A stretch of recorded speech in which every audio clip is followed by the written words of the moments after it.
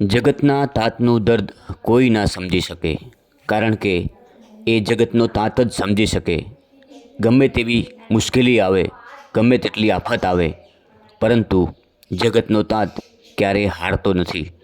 આપ જોઈ રહ્યા છો આ દ્રશ્ય બનાસકાંઠા જિલ્લાના દિયોદર લાખણી વિસ્તારના છે. અને જેવી રીતે કહી શકાય કે કુદરતનો કહેર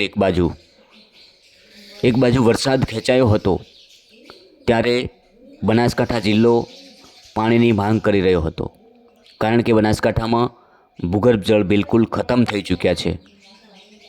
દાંતીવાડા ડેમ આમ તો ભરાયેલો રહે છે, પરંતુ એ પાણી પાટણ જિલ્લાને મળે છે.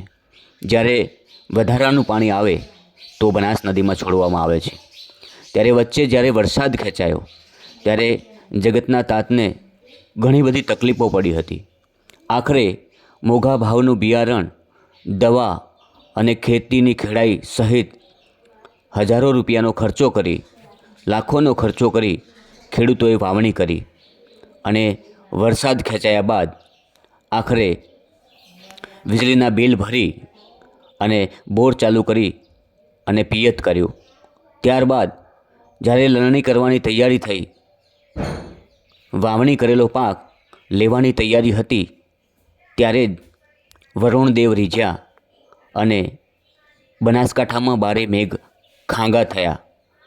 એના પછીના આ દ્રશ્યો આપ જોઈ રહ્યા છો કે આ જે દર્દ છે એ માત્ર ખેડૂત જ સમજી શકે. મોંઘા ભાવના બિયારણ, મોંઘા ભાવની દવા, લાઇટ બિલના પૈસા આખરે ખેડૂતને લાવવા ક્યાંથી? 10-10 વીઘામાં વાવણી કરેલી બાજરી ના તો ખાવાના કામની રહી કે ના પશુપાલકોની કામની, ના પશુઓ ખાઈ શકે કે ના માણસ ખાઈ શકે. તેવી પરિસ્થિતિમાં હાલમાં આ દ્રશ્ય નિહાળી રહ્યા છો બનાસકાંઠાના ખેડૂતોએ ચોમાસું સિઝનમાં બાજરીની વાવણી કરતા હોય છે. અને આ બાજરી જ્યારે લેવાની જ તૈયારી હતી, ત્યારે જ વરુણદેવ રીઝ્યા અને બનાસકાંઠા જળબંબાકાર બન્યું.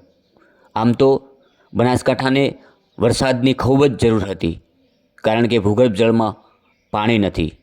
પરંતુ વરસાદ એવા સમયે આવ્યો કે ખેડૂતોને મોઢે આવેલો કોળિયો છીનવાયો.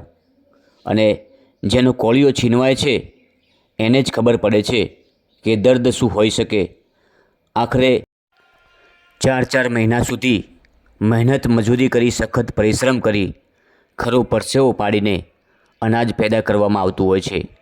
દાણા નાખ્યા પછી એમાં ઘણો પરિશ્રમ કર્યા બાદ ખેડૂત પોતાના ઘર સુધી અનાજ લઈ જતો હોય છે. ત્યારે અનાજ લઈ જવાની તૈયારી હતી ને ત્યાં જ વરસાદ ત્રાટક્યો અને આપ આ દ્રશ્ય નિહાળી રહ્યા છો. આવી કપરી પરિસ્થિતિ થઈ જગતના તાતની. અને આ વેદના માત્ર જગતનો તાત સહન કરી શકે, બાકી કોઈની તાકાત નથી કે નુકસાન સહન કરે. આપ જે દ્રશ્ય જોઈ રહ્યા છો એ બનાસકાંઠા જિલ્લાના છે. બનાસકાંઠા જિલ્લાને રેડ એલર્ટ જાહેર કરવામાં આવ્યું અને આ ત્યારબાદના દ્રશ્યો છે. સતત 3 દિવસ સુધી મેઘરાજા રીઝ્યા, ધોધમાર વરસાદ પડ્યો અને જગતના તાતના મોઢે આવેલો કોળિયો છીનવાયો.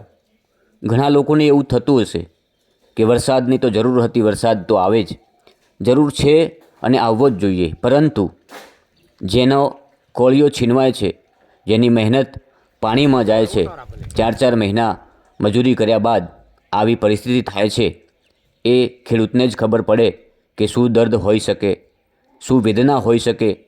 4 મહિના સુધી મજૂરી કરી હોય અને મોઢે આવેલો કોળિયો છીનવાય ત્યારે પરિસ્થિતિ પરિવારની શું થાય છે, પશુઓની શું થાય છે, એ માત્ર એ ખેડૂતને જ ખબર પડે કે જેને આ નુકસાન થયું હોય. અને આવા નુકસાનની ભરપાઈ માત્ર કુદરત જ ફરીવાર કરી શકે.